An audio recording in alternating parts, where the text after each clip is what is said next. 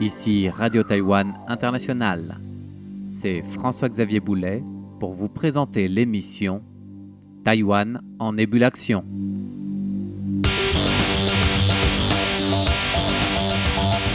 Cette année, à l'occasion de la 124e Foire internationale des inventions de Paris, Taïwan présentait plusieurs inventions, plusieurs trouvailles, à tout niveau du reste, qui ont séduit pour la plupart les quelques 500 000 visiteurs dans les allées de cette foire, avec le stand taïwanais qui a été très sollicité et populaire.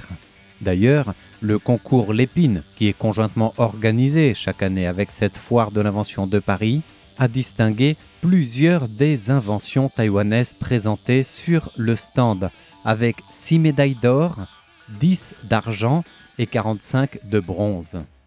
Le président du jury, René Lavergne, a souligné l'apport dynamique, original et rajeunissant des solutions et produits taïwanais primés, en soulignant que chaque année, au fond, le stand taïwanais surprenait, au bon sens du terme, en représentant véritablement l'esprit du concours Lépine, avec innovation, initiative et contribution sociale.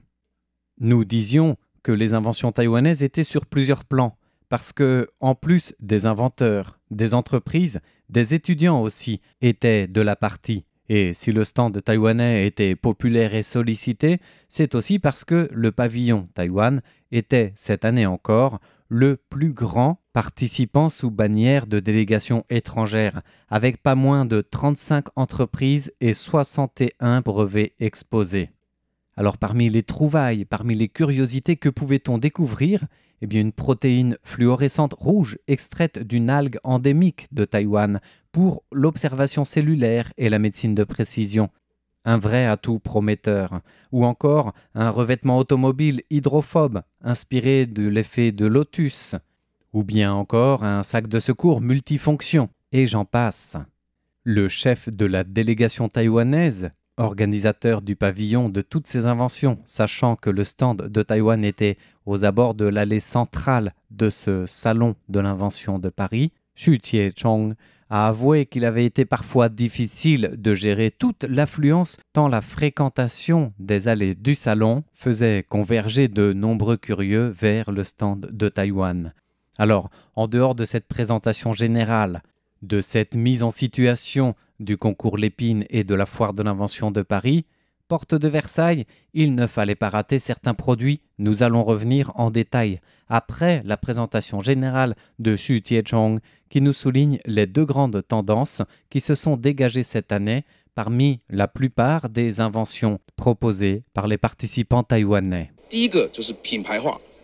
La première tendance est celle de l'image de marque. Il y a de nombreux fabricants taïwanais qui, à travers leur propre marque, essaient d'améliorer leur image et de rendre leur marque plus résiliente. La deuxième grande orientation concerne la santé globale pour répondre aux enjeux et défis du marché. Le vieillissement de la société est un problème très important auquel s'ajoute celui de la dénatalité.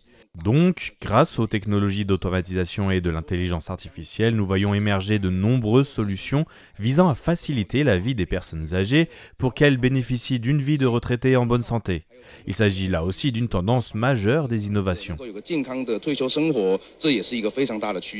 Ainsi, parmi les inventions primées, comment ne pas mentionner le système d'entraînement fonctionnel SMARC AI ou encore la chaise d'entraînement de rééducation SMARC également. Deux dispositifs de rééducation qui utilisent la reconnaissance de mouvement et l'intelligence artificielle pour évaluer, améliorer la mobilité du patient. La chaise est ajustable de son côté. Elle est conçue pour renforcer les membres inférieurs, le bassin et les muscles centraux, particulièrement adaptés aux personnes âgées ou justement aux personnes en phase de rééducation. Et ces deux formules primées d'une médaille d'or sont signées du Taïwanais Ye Qin-yu, diplômé de l'université de médecine Zhongshan, et qui expliquait aux visiteurs sur le salon que ce système d'entraînement avait été conçu sur le modèle de la main d'un kinésithérapeute. Les patients n'ont donc plus qu'à s'asseoir et effectuer une série de mouvements simples pendant 1 minute 30. Le système utilise alors la reconnaissance des mouvements et l'analyse par l'intelligence artificielle pour évaluer en quelques secondes l'amplitude des mouvements, la force musculaire et la coordination. Du coup, le système fournit ensuite les recommandations d'entraînement en temps réel et adaptées donc à la situation personnelle de chacun qui s'y essaye.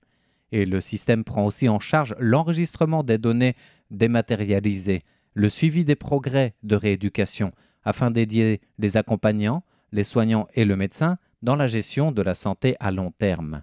Quant à la chaise Smart AI de rééducation, elle dispose de niveaux réglables pour s'adapter aux capacités de chacun, permettant là encore un travail personnalisé, ciblé, à commencer par les membres inférieurs, le bassin et les muscles du buste. Récompensée d'une médaille d'or, cette chaise est surtout saluée pour les étapes personnalisées en proposant par exemple un entraînement fonctionnel axé sur la prévention des chutes. Ces deux inventions, présentées au concours Lépine et médaillées d'or, sont du reste déjà en cours de commercialisation. Elles sont utilisées dans des établissements de soins de Taïwan et du Japon, puisque dans ces deux pays, les certifications de sécurité ont été délivrées. Autre médaille du concours Lépine, la protéine fluorescente rouge extraite d'algues que nous évoquions en introduction pour les besoins de la médecine de précision, notamment pour son utilisation dans l'observation cellulaire. Une innovation qui offre une nouvelle voie pour les diagnostics médicaux avancés.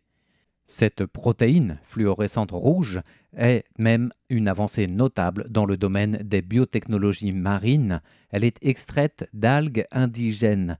Même si on ne connaît pas tous les détails spécifiques de cette invention présentée au concours Lépine, elle a reçu une médaille d'or dans le fait qu'elle s'inscrit dans cette tendance croissante d'exploitation des pigments naturels issus des algues à des fins d'application biomédicales et technologiques. Les algues rouges, celles qu'on appelle notamment les Gratelupia turuturu ou alors les Polysiphonia uceolata, sont connues pour le fait de contenir justement la phycoérythrine qui émet une fluorescence rouge intense. Il s'agit là de protéines qui peuvent être extraites et qui le sont via des méthodes de purification spécifiques pour permettre d'obtenir des pigments de haute pureté adaptés à plusieurs applications sensibles. On en parlait en biomédecine puisque elle présente une biocompatibilité très intéressante en tant que d'origine naturelle. À moins d'une réaction allergène, elles sont généralement bien moins toxiques que les colorants synthétiques par exemple, et donc adaptées pour des applications sur le corps humain, en l'occurrence pour les soins médicaux.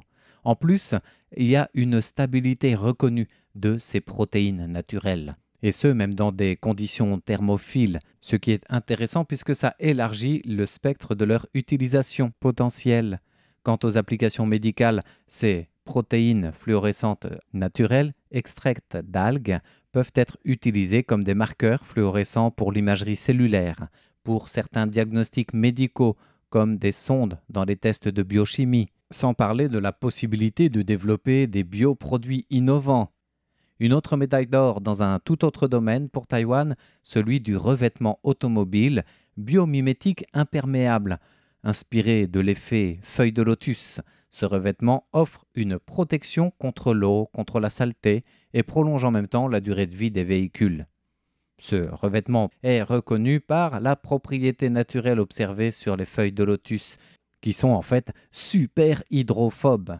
Une caractéristique exploitée par les inventeurs taïwanais et recopiée en biomimétisme pour le revêtement automobile, car cela permet à l'eau de perler en quelque sorte sur la surface, de rouler facilement dessus sans l'abîmer et sans s'incorporer dedans.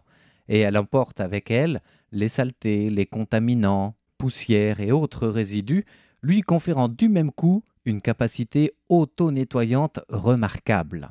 Un vrai coup de cœur d'ailleurs pour cette invention auprès des visiteurs de cette 124e foire de Paris. Au niveau technique, en reproduisant la microstructure hiérarchique des feuilles de lotus, l'équipe taïwanaise qui a créé ce revêtement innovant biomimétique imperméable a réussi en fait à combiner des structures micro et nanoscopiques pour créer une surface extrêmement hydrophobe pour le revêtement véhicule automobile. Les mesures typiques pour de tels revêtements incluent un angle de contact supérieur à 150 degrés, un angle de glissement inférieur à 5 degrés. Cela permet concrètement d'assurer une répulsion efficace de l'eau et des autres saletés comme nous le disions à l'instant. Et bien évidemment, outre l'industrie automobile, ce type de revêtement peut présenter un potentiel intéressant commercialisable dans d'autres secteurs. D'autres secteurs primés dans le domaine du quotidien comme ce kit de survie d'urgence multifonction, compact et polyvalent, conçu pour fournir les ressources essentielles en cas de catastrophe naturelle ou de situation d'urgence.